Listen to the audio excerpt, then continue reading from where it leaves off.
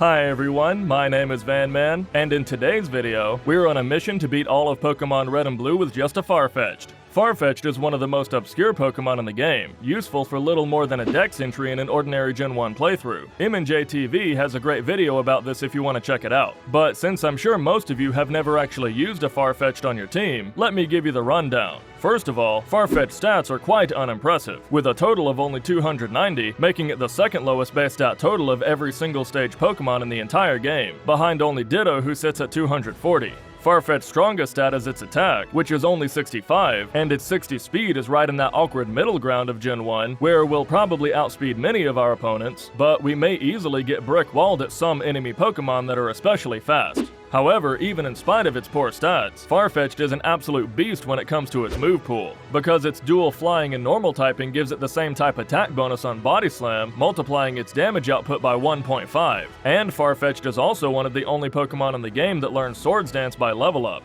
However, where the move pool falls short is in its type diversity, with Peck and Fly being the only moves capable of dealing super effective damage. So, as we play through this run, only time will tell if being so all in on one game plan will be enough for Farfetch'd to place with a top tier finish, or if its poor stats and type coverage will be too much of a setback for its powerful attacking moves to make up for. The full rule set for this run is in the description below, but in summary, I can only use Farfetch'd in battle with no battle items, I can't use any glitches or RNG manipulation, I must save before boss battles and then reset if I lose, and finally, Farfetch'd's placement in our tier ranking will be determined by its real-world time spent completing the game while playing at 4 times speed. As a challenge for the viewer, everyone put a prediction in the comments for how you think this run will go, then after the video is over, come back and edit your comment to describe how accurate your prediction was. And in addition to commenting, be sure to give the video a like, subscribe, and ring the bell so you never miss another installment, as well as consider supporting the channel on Patreon. And now, let's dive into our attempt to beat Pokemon Red and Blue with just a Farfetch'd. To begin the run, we first have to make use of the Universal Pokemon Randomizer to replace the Squirtle starter with Farfetch'd, causing the rival to choose Bulbasaur. And although Farfetch'd does start the game with Sand Attack, there's no need for it in this first rival battle, because the super effective Peck is plenty to take out the Bulbasaur in painless fashion, after which we complete the Oaks Parcel mission and head straight to Viridian Forest. While in the forest, we use our type advantage to make quick work of all the bug catchers for some extra experience, as well as a handful of wild encounters, which puts us at level 10 going into Brock. And although you might think that a level 10 Pokemon wouldn't stand a chance against a team of rock types that resist our only attacking move, we do have an out to victory, because our plan is to set up Sand Attack against Geodude to lower its accuracy and hopefully prevent it from attacking, then lower its defense with Leer. Granted, that plan is a little bit awkward, because every one of Geodude's defense curls cancels out every one of our Leers, which just wastes time. So during this entire back and forth, what you really want is for Geodude to attack, but that's also a double-edged sword because the more Geodude attacks, the more likely it is to eventually spite the Sand Attack and inflict damage. And indeed, Geodude does manage to get us down to about half health before we eventually take it out.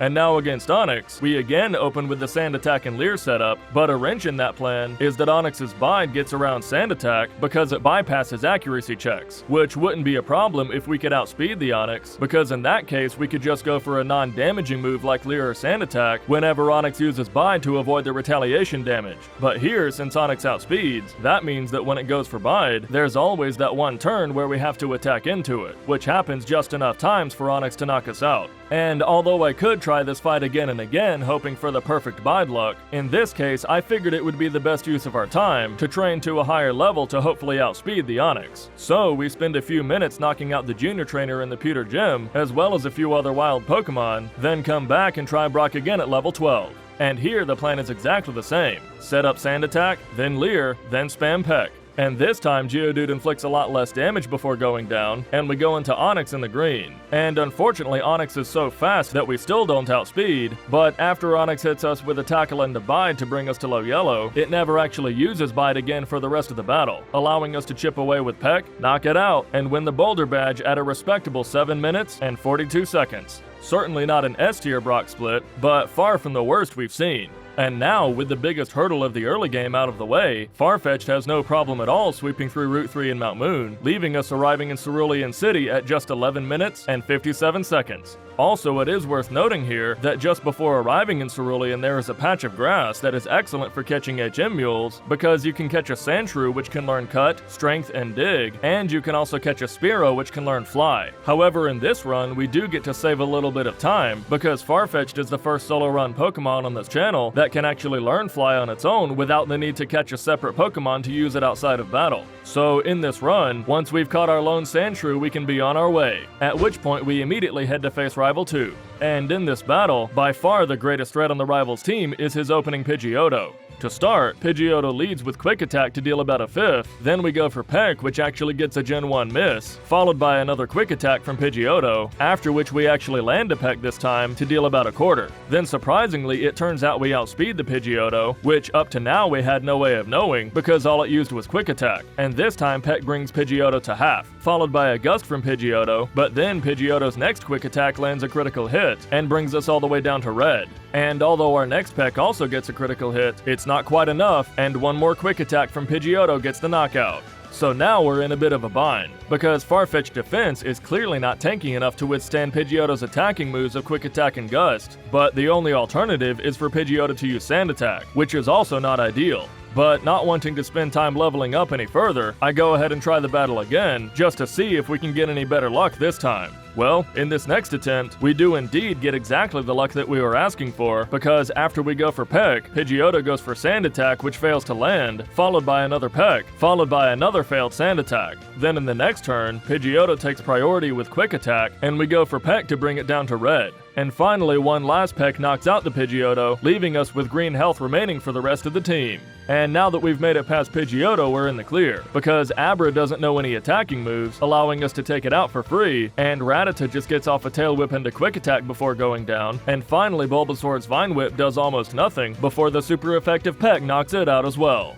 Then after defeating the rival and making our way through Nugget Bridge, we eventually make it back to Cerulean City at level 22, at which point we head straight to the Cerulean Gym. However, before facing the gym leader Misty, we battle just a couple more trainers first, because our goal is to bring Farfetch'd to level 23 to learn Swords Dance, which is probably the second best stat boosting move in the game behind only Amnesia, because the way Swords Dance works, and indeed all stat boosting moves, is that each one of a Pokemon's stats can be raised by up to 6 stages, with each stage adding 50% of the stat's original value. So that means that a stat raised all the way up to stage 6 is multiplied by a full 4 times, and since Swords Dance boosts the user's attack stat by not just 1 but 2 stages at a time, it can serve as an extremely efficient setup move that we can use to hopefully sweep the opponent's teams without too much trouble. So, after we take care of the junior trainer and the swimmer in the Cerulean Gym, followed by one extra wild encounter, that finally levels us up to 23, at which point we take on Misty with Peck and Swords Dance at the ready. To start, Misty leads with Staryu, and during the Swords Dance setup, we are over-leveled enough that Staryu's Tackle and Water Gun don't deal very much damage, after which we one-shot Staryu with Peck. However, when we face Starmie, it outspeeds and deals massive damage with a critical hit Bubble Beam to bring us down to red, after which it manages to just barely survive Peck, even in spite of the Swords Dance. Then, although Starmie could easily knock us out from this point, it just goes for Tackle and leaves us hanging on at just 2 HP, allowing one more Peck to get the job done, winning us the Cascade Badge. Wow, talk about a close call.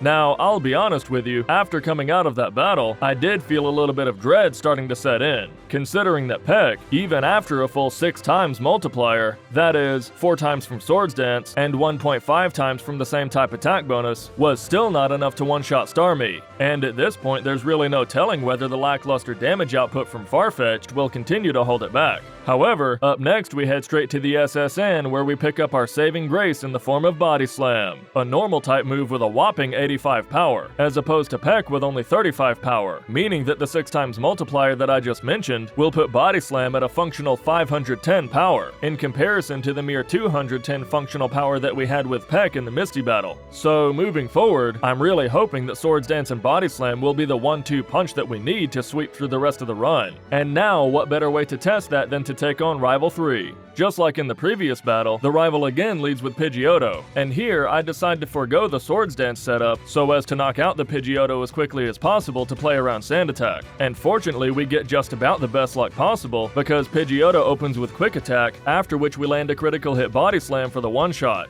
And now with Pidgeotto out of the way, that allows us to set up Swords Dance on Raticate, after which Body Slam one-shots Raticate, Kadabra, and Ivysaur. So clearly in this fight, we see the superiority of Body Slam over Peck in action, but moving forward we'll just have to wait and see if Body Slam will be enough to carry us through the mid to late game. So then after defeating the rival, we leave the SSN, and although we could head to the Vermilion Gym to face Lieutenant Surge, in this case it would actually be faster to skip that battle, considering our weakness to his team's electric moves. So instead, we head straight to Route 9 in Rock Tunnel, with the intention of backtracking to Vermilion later. Then while in Rock Tunnel, none of the trainers here present us with any sort of challenge, that is, until we reach the infamous Self-Destructing Hiker, so called because his 2 Geodudes and a Graveler all know Self-Destruct. Fortunately though, we do have a plan for getting past him, which is just to spam Sand Attack and just patiently wait for them to miss their Self-Destruct. Unfortunately, however, against the first Geodude we only manage a couple Sand Attacks before it self-destructs, and lands the attack to bring us to less than half. So now as we go into the second Geodude, it's really not looking good for us, because we obviously won't be able to survive another self-destruct, and we still have 2 more Pokemon to get through. Luckily though, Geodude just lands a weak tackle during the Sand Attack setup, but the whole time Geodude just refuses to blow up, and we eventually max out our Sand Attacks. So because of that, we switch to Swords Dance, just in case Geodude continues to avoid self-destruct, and we eventually have to resort to Body Slam. But then after 3 Swords Dance, it finally takes itself out and we move on to Graveler. And here, I'm actually not certain if it would be better to use Sand Attack or Body Slam, considering that our attack stat is now maxed out. So it may actually be correct just to go on the offensive.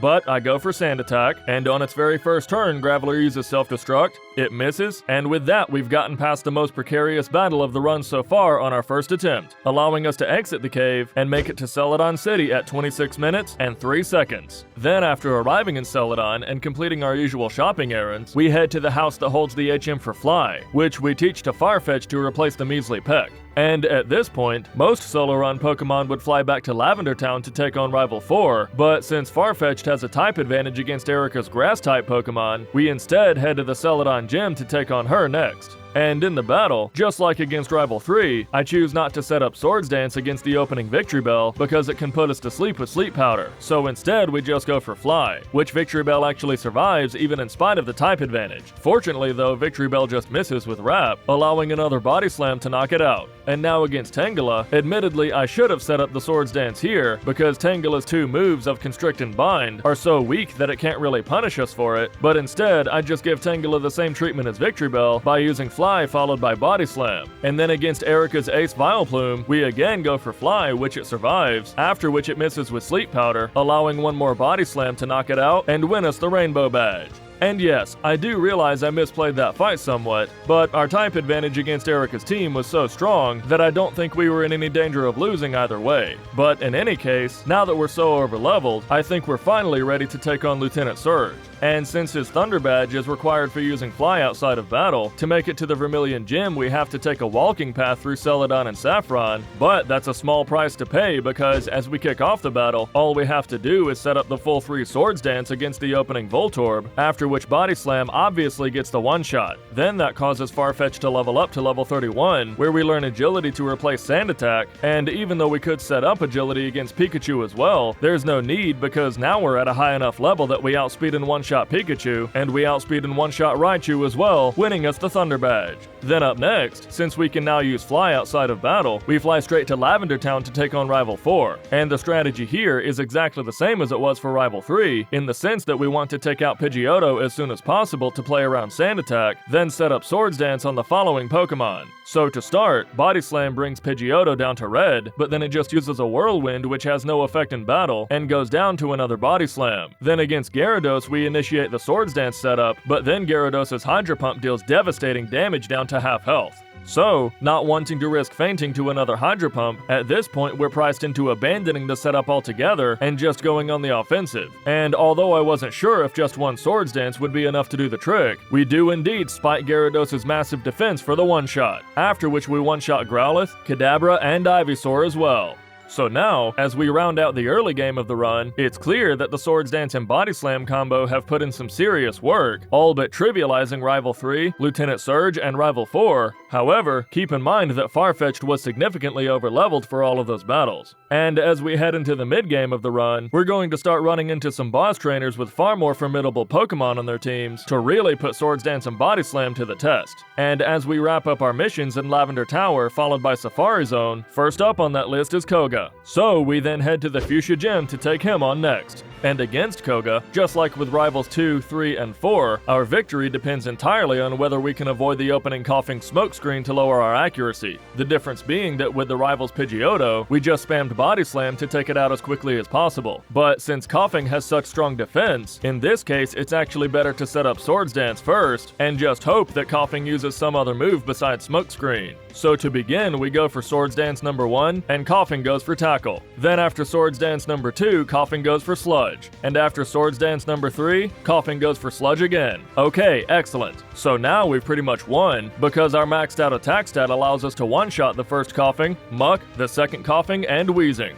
Oh, wait, never mind. We got a critical hit, and that allows Wheezing to use Self Destruct for the knockout. Well, that's irritating.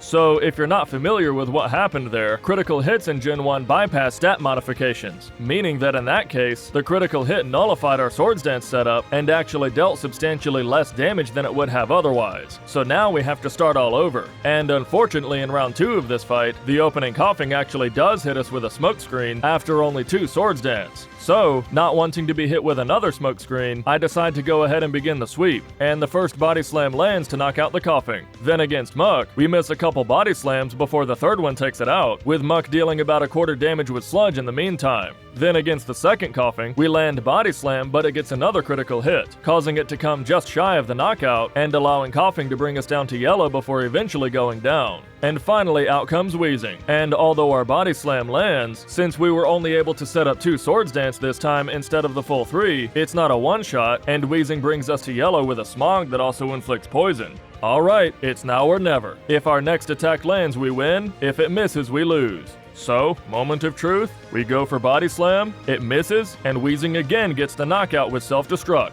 So that forces another reset, and we go in for attempt number 3. And in this battle, things start off even worse than last time, because coughing lands not 1 but 2 smokescreens, while we set up the full gambit of Swords Dance. Fortunately though, after the setup, our first Body Slam lands for the knockout, and we go into Muck with full health, after which we land another attack to one-shot the Muck as well. Then, although our first attack against the next coughing misses, it just gets off a weak tackle before the next Body Slam takes it out. And finally, we get just the luck we need against Wheezing, with one last Body Slam that lands for the one-shot, winning us the Soul Badge.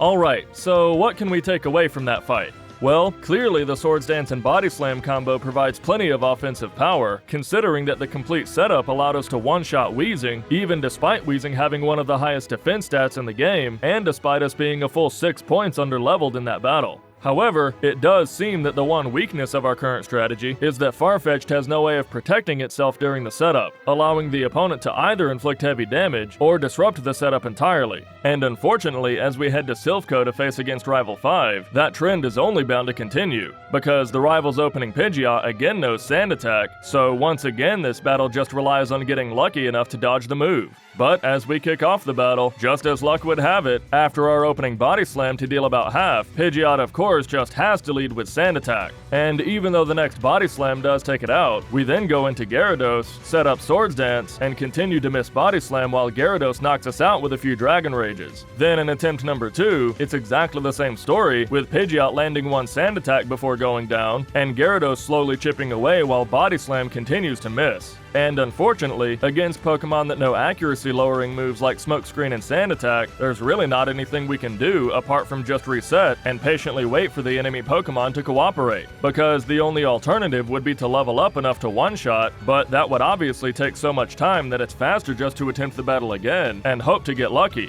However, in the third attempt at this fight, Pidgeot does finally behave itself, because we open with a single Swords Dance, after which Pidgeot goes for Whirlwind, and then we use Body Slam to bring Pidgeot to red. Then Pidgeot does go for Sand Attack, but it gets its 25% chance to miss, and it goes down in the next turn. So now that we're going into Gyarados with both full health and full accuracy, we're in the clear. Because we can finish the Swords Dance setup, then set up a couple agilities against Growlithe just to make sure we outspeed the upcoming Alakazam, then one-shot Growlithe, one-shot Alakazam, and one-shot Venusaur. And now that we've defeated Rival 5, we can breathe a sigh of relief, because it turns out that Rival 5 was the last boss trainer of the run, whose lead Pokemon knows an accuracy-lowering move. So moving forward, that should make our Swords Dance setup a lot less of a liability than it has been so far. So up next, to round out the Silph mission, we take on Giovanni. And as I show you this fight, I also need to explain an odd quirk of Gen 1 that many of you will already be familiar with, the Badge Boost glitch.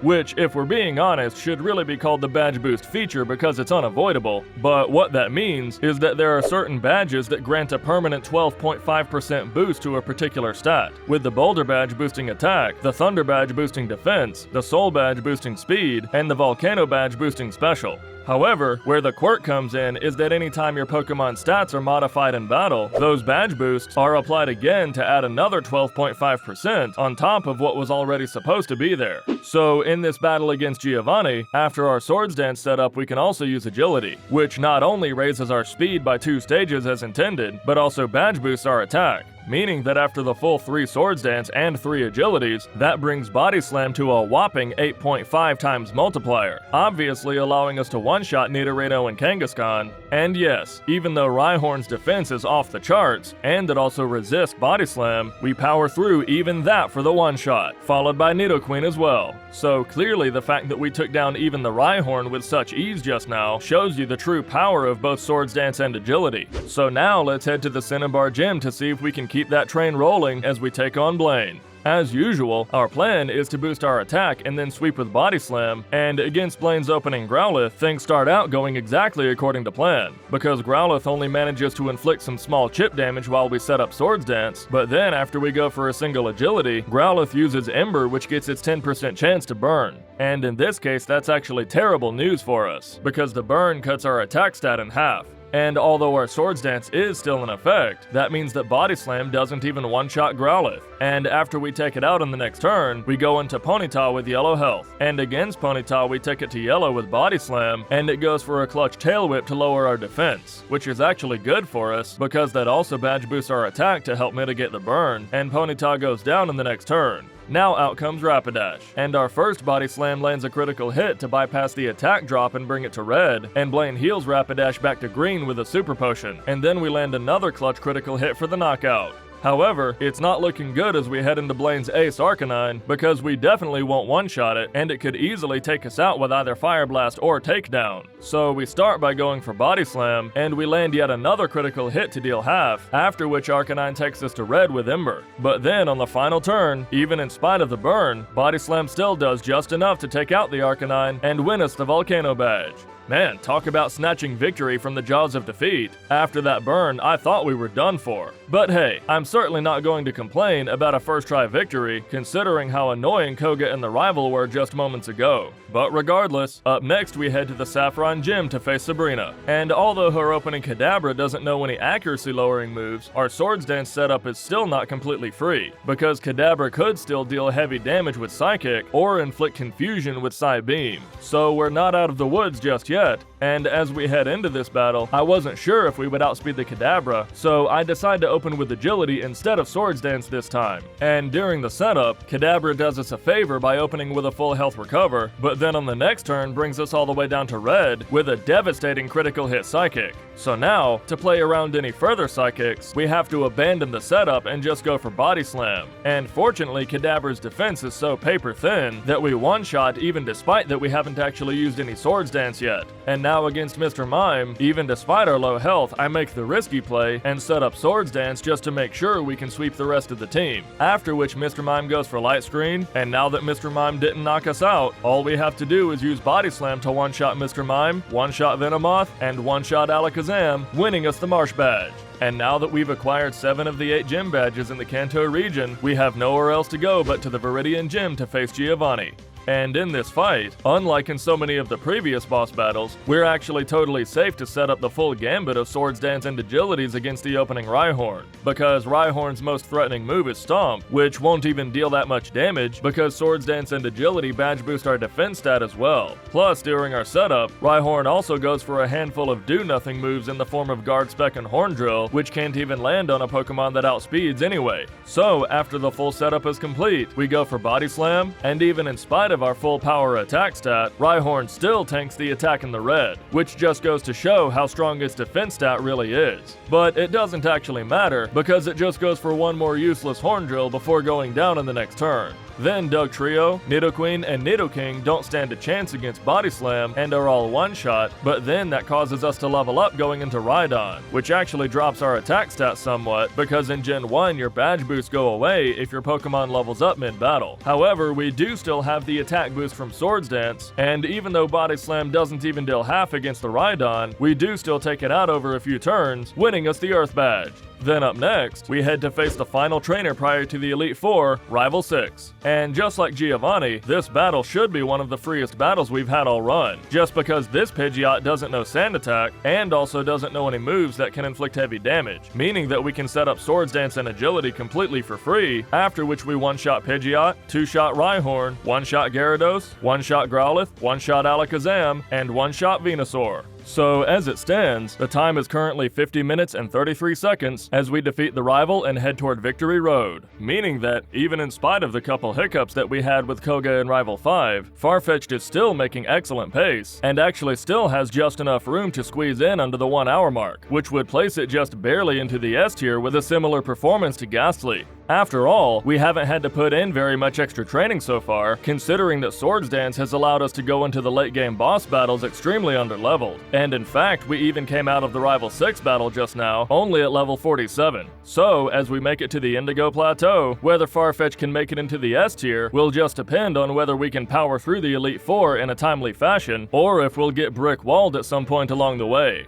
So, no use talking about it any further, let's head into Lorelei's chamber and see if we can pull it off. Lorelei leads with Dewgong, and just to be as safe as possible, I've also fed Farfetch'd all our rare candies up to level 55. To start, I know we'll outspeed since Dewgong is not that fast, and we lead with Swords Dance as usual. But then, just what I was afraid of, Dewgong deals massive damage with a super effective Aurora Beam down to less than half. Then, since Dewgong's AI will often cause it to use Rest on turn 2, we're safe to go for another Swords Dance, and Dewgong does indeed use Rest, which has no effect since it's still at full health. Now, at this point you might think we couldn't afford another Swords Dance, since the next Aurora Beam would obviously get the knockout, but because Swords Dance badge boosts are special, I'm confident we'll be able to tank another attack. So we go for one more Swords Dance, but alas, Dewgong's Aurora Beam gets a critical hit to bypass our badge boost and knocks us out regardless. So, in this fight, it seems that our route to victory is to badge boost our special with a few Swords Dance to allow us to survive 2 Aurora Beams down to red, then sweep the team. But against Lorelei, that's actually easier said than done, for a couple reasons. Because, as we see in this next attempt, Dewgong is not actually guaranteed to use Rest on turn 2. So, if it goes for Aurora Beam instead, that leaves us with 1 fewer Swords Dance. Not to mention, Aurora Beam is 1 and 3 to drop our attack, which means that in this case, Body Slam comes just shy of knocking out the Dewgong,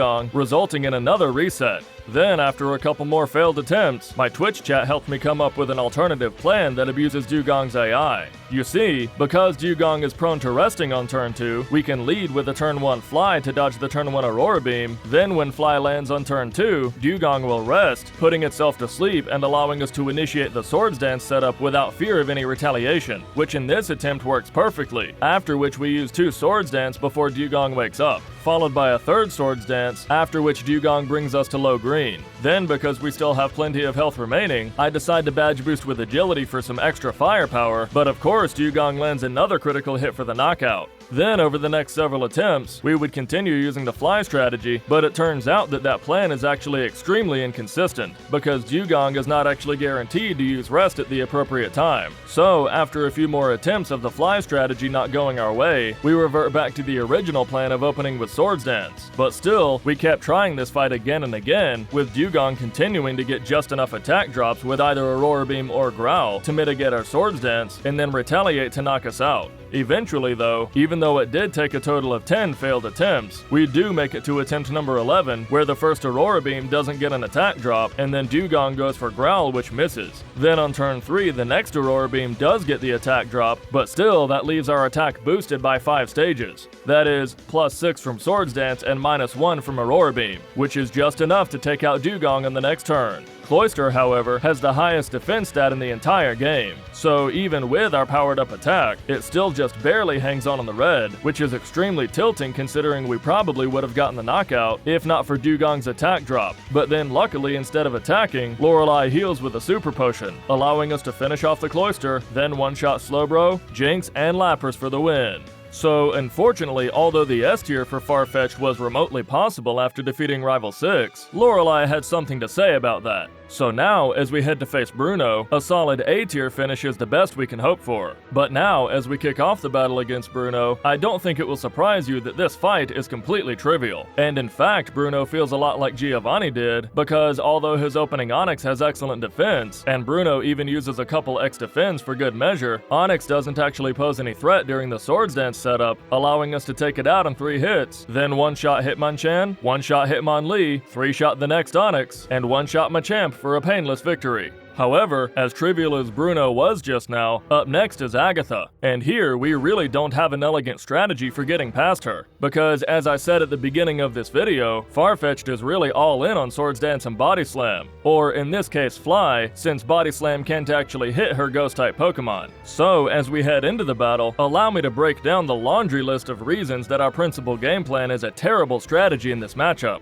First of all, as you can see, the opening Gengar can easily confuse us during the setup, which not only wastes time, but also allows Gengar to retaliate with Nightshade before our setup is complete. And even though in this attempt we do knock out the Gengar with Fly, confusion damage against Golbat still forces a reset. Then in the next attempt, we see yet another reason that Swords Dance doesn't work, because Golbat can use Haze to completely negate the setup altogether. And even though in this attempt we do make it all the way to the final Gengar, here we see yet a third reason that Swords Dance is so poor, which is that confusion damage takes into account the user's attack stat, causing it to inflict even more damage after Swords Dance, resulting in another reset. Then after a few more failed attempts, we get to attempt number 6, where we see that Gengar, in addition to confusing us, can also outspeed and put us to sleep with Hypnosis, which puts us in a catch-22 since we really need to set up Swords Dance at least a little bit to outspeed the enemy Pokemon, but doing so just gives them more opportunity to disrupt the setup in the first place. Then in attempt number 7, we see that Confuse Ray is not just terrible against Swords Dance, but also terrible against Fly, since Fly is a 2-turn move, which gives the confusion damage not 1 but 2 opportunities to connect, and thus negate the attack altogether. Then in attempt number 8, I decide to start relying on Swords Dance a lot less, and instead just spamming Fly and/or Body Slam. But that still doesn't solve our problem, because although that gives the initial Pokemon less opportunity to attack, that only gives future Pokemon more opportunity to attack because they're not one-shot. So the transition from relying on Swords Dance to relying on just our attacking moves is nothing more than a net neutral exchange. So to summarize, Swords Dance is extremely anti-synergistic with Confuse Ray, Hypnosis, and Haze, and Confuse Ray is especially potent at stopping Fly, and without Swords Dance, our attacks are not powerful enough to one-shot, and therefore leave the opponent a chance to retaliate. So, for that whole host of reasons, in this matchup we really do have every card in the deck stacked against us, and our victory really just depends on every little thing going just right in order for us to progress. Eventually though, just like Lorelei, the winning battle again comes on attempt number 11, where we take out Gengar with a couple Flies after it gets us down to yellow with a couple Nightshades. However, the good news is that we go into Golbat without being confused. Then we 2-shot Golbat with it just failing a Supersonic, and against Haunter we set up 2 Swords Dance in preparation for the next several Pokemon, during which Haunter fails a Hypnosis and lands a Confuse Ray. Luckily though, Farfetch'd doesn't actually hit itself while Fly takes out the Haunter. Then we go for Body Slam on Arbok, which leaves it hanging on by a thread thanks to a critical hit. But the Body Slam also causes paralysis, preventing Arbok from attacking, and we take it out on the next turn. And finally against Gengar, thanks to our prior setup, we outspeed and one-shot it with one more Fly, finally allowing us to make it past Agatha. So at this point, the bad news is that Lorelei and Agatha prevented Farfetch'd from making it into the S tier, but the good news is that, with us currently sitting at 1 hour and 5 minutes on the real-time clock, an A tier finish is still well within reach, provided that Lance and the champion cooperate. So let's head into the Lance battle and see how we fare. To start, I wasn't sure if we would outspeed the Gyarados, so we opened with agility just in case, and it turns out we do outspeed, and Gyarados retaliates with Dragon Rage. Then we set up a few Swords Dance while Gyarados brings us to red with a couple more Dragon Rages, followed by a Hydro Pump. So now it's time to begin the sweep, and Gyarados goes down, as does Dragonair number 1 and Dragonair number 2. However, since Aerodactyl resists Body Slam thanks to its rock typing, it survives the attack and retaliates with a Bite for the knockout. So obviously the first 3 Pokemon are completely trivial to deal with, but it looks like in order for us to win, we'll have to get better luck against Aerodactyl. So in attempt number 2, this time since I know we'll outspeed, we don't bother with agility and just spam Swords Dance, during which Gyarados actually helps us out by hitting us with a couple Leers to badge boost us even further, and also failing to inflict any damage before going down. So, as we knock out the 2 Dragonairs, it's looking really good for us as we go into Aerodactyl, because it's extremely unlikely that it can knock us out from full health. So we go for Body Slam, and in this case we don't even need to worry about our health at all, because Aerodactyl becomes trapped in paralysis and goes down in the next turn, after which we one-shot Dragonite as well. And now, as we head into the champion, I'm predicting we should win this battle pretty handily, simply because the opening Pidgeot will be just as easy to set up against as it was in the previous rival battle, but there's only one way to find out. Let's do this. We begin by setting up the full 3 agilities and the full 3 Swords Dance. All the while, Pidgeot goes for Wing Attack, another Wing Attack, a Sky Attack, a Whirlwind, and another Wing Attack to bring us to low yellow. And although Pidgeot did inflict some heavy damage just now, what matters is just that we survived, and now it's sweeping time. So we go for Body Slam, and Pidgeot goes down, as does Alakazam. Then just to prove how massive Rhydon's defense is, it only takes half from Body Slam. Then it just fails a Leer, and then survives the next attack on a Sliver. Then the champion wastes time by healing with a full restore, and after a couple more Body Slams, Rhydon retaliates with Fury Attack to bring us to red. But then one more Body Slam takes it out, after which we one-shot Gyarados and Arcanine as well. And now we face against the champion's Ace Venusaur. We use Body Slam and it lands a critical hit, allowing Venusaur to survive and retaliate with Mega Drain. But thanks to our type resistance, it does almost nothing, and one more Body Slam takes out the Venusaur, making us champion of the Pokemon League. Results. Farfetch'd finished the game in 3 hours and 38 minutes game time, 1 hour, 7 minutes, and 10 seconds real time. Conclusion. Farfetch'd is without a doubt the most glass cannon Pokemon I've ever played. Throughout basically the entire run, we had access to only one single game plan that revolved around setting up against the lead Pokemon and then sweeping the team, so that in any given battle, we won if the setup was successful and lost if it wasn't. So much so that against almost every opponent, by far their most threatening Pokemon was the first one in the trainer's lineup, with the rest of their Pokemon making almost no difference at all, Agatha of course being the obvious exception. And it also doesn't help that in every battle, the setup was not a luxury but a necessity, considering that Farfetch'd stats are too weak to inflict heavy damage otherwise. However, Farfetch'd having access to such a powerful setup in the first place was exactly why it performed so well, because that's what allowed it to go into the boss battle so underleveled, in turn allowing it to skip so much of the training that so many other Pokemon would have needed. In fact, after leveling up to 23 to face Misty, Farfetch'd didn't battle a single non-mandatory trainer for the entire rest of the run, which is frankly just astounding.